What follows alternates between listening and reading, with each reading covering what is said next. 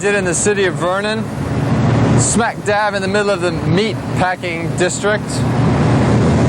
This is done on a wall of a Sunlaw Corporation, a cogeneration plant. The owner of the company asked me to do something reflecting the meatpacking that surrounds his energy-producing plant. So I thought about it real hard and decided I like the idea of having a cow serving a slab of himself, basically, to a human at a table. And I was just kind of playing with the idea about vegetarianism a little bit, but I didn't want to piss any of the people off around here because my audience while I was working on this was butchers with 16-inch long razor-sharp knives covered with chain mail, blood all over them. There's one guy in particular never said anything. He just stood there with his arms crossed, watching me paint. And on the very last day, when I was almost done, and all I had left to paint was this slice of meat here, he came over and he said, "Son, I gotta tell you something. That's a pork chop you're painting. And that's a beef. This is a cow you're painting right here. You're gonna have to learn your slices of meat if you're gonna be a butcher." I said, "Well, sir, I think I'll stay a painter. Thank you, though."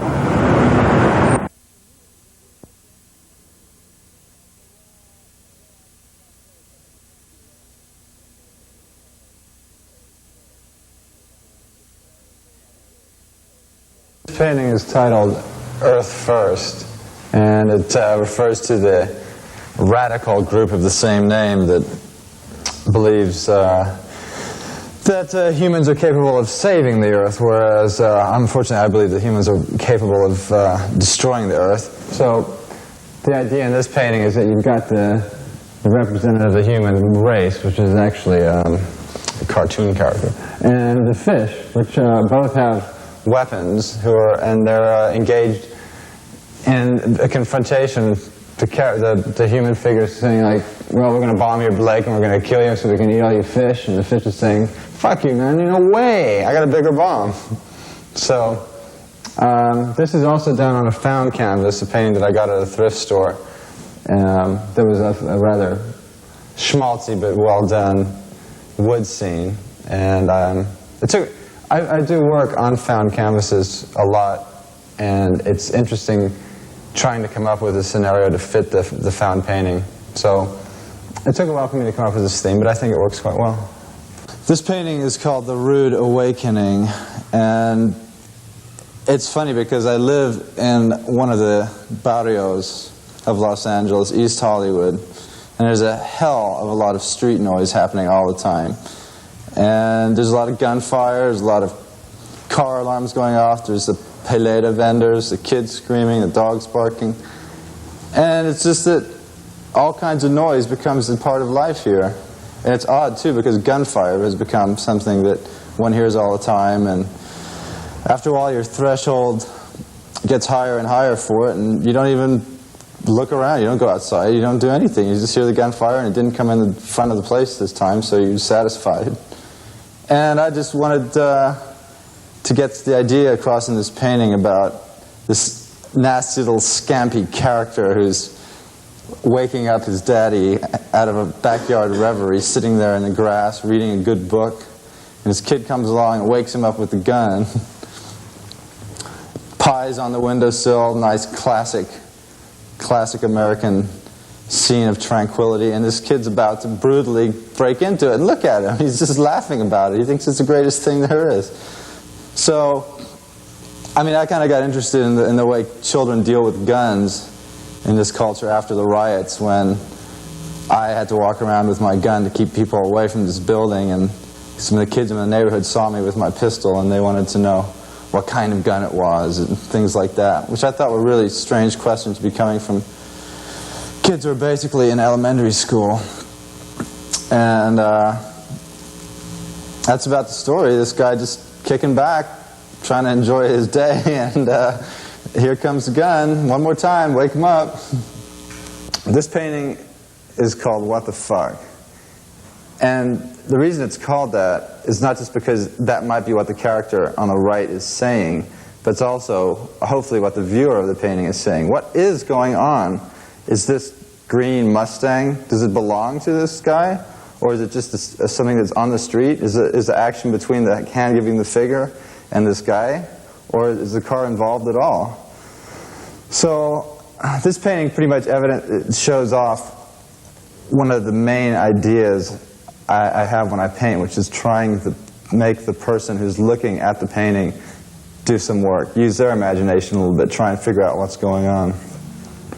Everybody has a different story about it, and I just like to give people a certain number of clues and then let them use their imagination and figure out what's going on. But I got inspired for the car in this by the fact that on my street people frequently dump cars, and it's an interesting process to watch the cars slowly get stripped over the course of several weeks, because that's about how long they stick around. This painting is called Hangover 999. I think we've all probably been there. And like some other paintings that I do, this one is on a found canvas. And I really liked the setup in this found canvas, this porch. It was just crying out for something. It was like being given a stage set and having to write a play around it. It was really a lot of fun. And this painting means a lot to me because I was hit by a car. I was on my bicycle. I was hit head on, and I was in the hospital for a while. And I came out. I really didn't know if I could paint anymore. I really wasn't sure. So as soon as I was able to, sit down and try working again, I was very happy that I found out I could still paint. And this is what came out. I relate very much to this character. And that was the way I was feeling at the time, having been given a very large doses and quantity of painkillers. So I felt that way. But without the bottle of booze, people couldn't cotton on to that. One thing that I found very interesting is I had this painting in a show at the Julie Rico Gallery last year. And a woman came up to me at the opening, and she had stayed in this hotel in that room. When she opened up her windows from her hotel room, this is the sight that she saw. So it was very interesting to me to imagine somebody on vacation sitting down with their easel and painting this painting.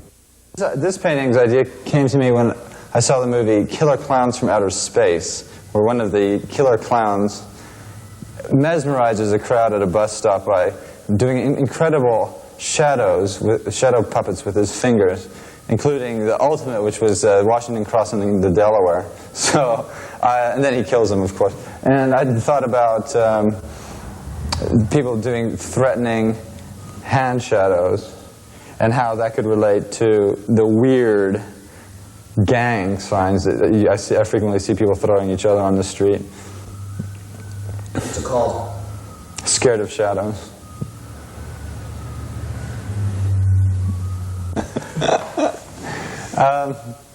This painting is called the Valdez 2, and I did it about the Exxon Valdez that spilled oil all over Prince William Sound.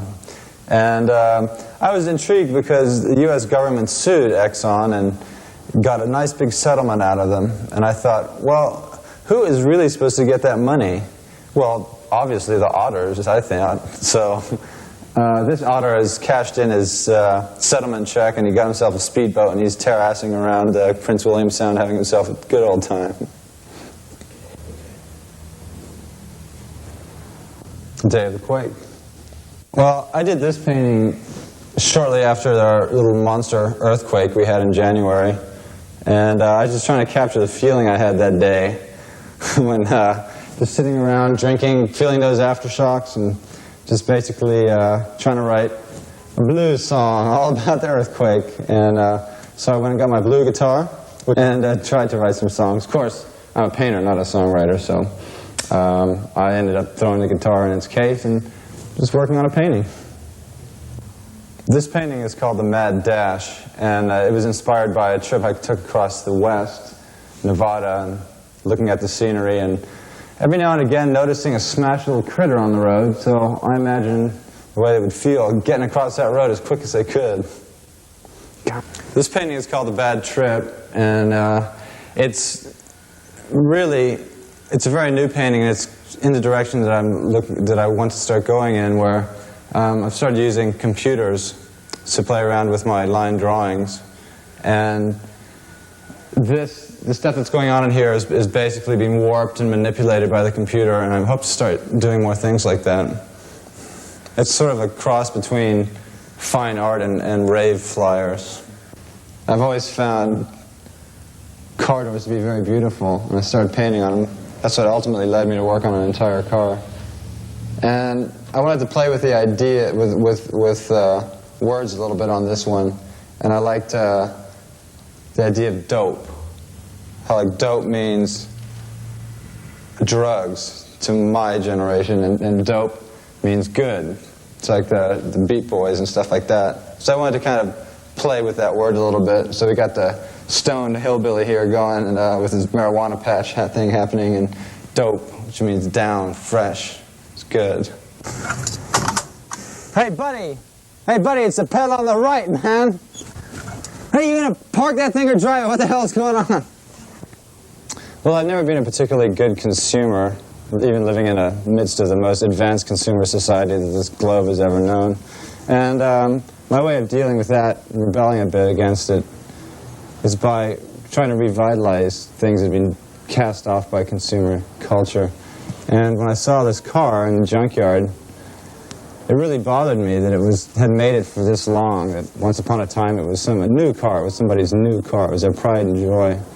And it was reaching the end of its life, but it lasted almost 60 years.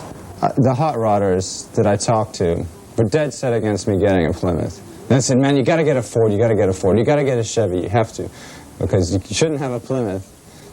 And I was talking to Robert Williams about it. He was saying, man, why'd you get that Plymouth? What'd you get that thing for? You'll never be able to find parts for it. No girl's going to want to go for a ride with you in that thing. You got to get yourself a Ford. Well, he's a Ford man, you know. But I like the idea of having a car that wasn't completely sanctioned by the hot rod clubs, something a little different. So when you go to not that I will ever get this thing running, but if I ever did make it a hot rod, at least it would be the only Plymouth in the place.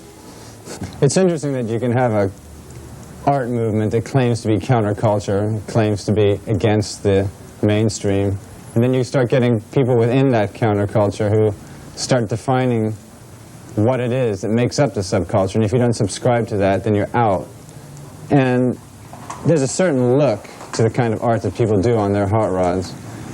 And I wanted to make it a little bit cruder than that, a little bit more like returning to what the original idea was some guy just working in his garage on a car.